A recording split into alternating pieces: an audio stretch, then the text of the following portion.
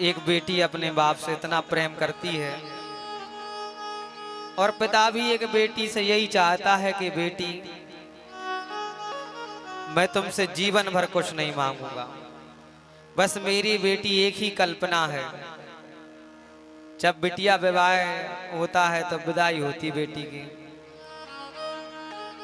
और बेटी जब विदा होने लगती है तो मैंने ऐसा देखा है कि कोई पुरुष अपने पिताजी के मरने पर नहीं रोया, सिसदम सा रह जाता, लेकिन जब बेटी की विवाह विदाई होगी तो वही बाप एक एकांत में बैठा रहता है और आंसू बहाया जा रहा है। और बेटी यदि पूछ लेगी पापा से कि पिताजी मेरा कसूर क्या है जो मुझे भेज रहे हो, तो फिर पिताजी बता नहीं सकता कि बेटी तुम्हारा कसूर क्या है। तो बाप रोता रहता है एक कोने में, सामने नहीं जाता जब बेटी की विदाई होती है। वो सोचता है कि यदि बिटिया ने पूछ लिया कि पिताजी मैंने ऐसा कौन सा कसूर किया था जो मुझे घर से बाहर निकाल रहे हो, तो इसलिए बेटी के पास में नहीं जाता। दो चार लोग आ गए और कहने लगे भैया बेटी की विदाई हो रही है, एक बार तो आशीर्वाद दे दे चलो।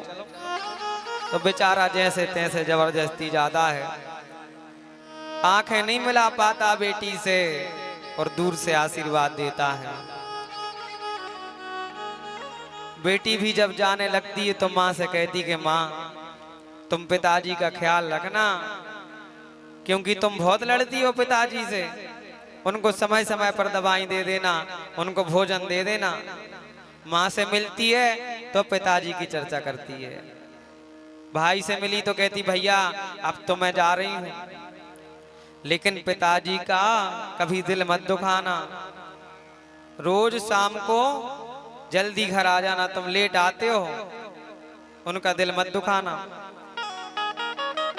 ससुराल जा रही है लेकिन चिंता किसकी कर रही है, पिताजी की कर रही है। एक बेटी सदैव अपने बाप की चिंता करती है। ससुराल जाना है, भाई से मिलती है तो पिताजी की चिंता करती है, बहन से मिलती तो पिताजी की चिंता करती है।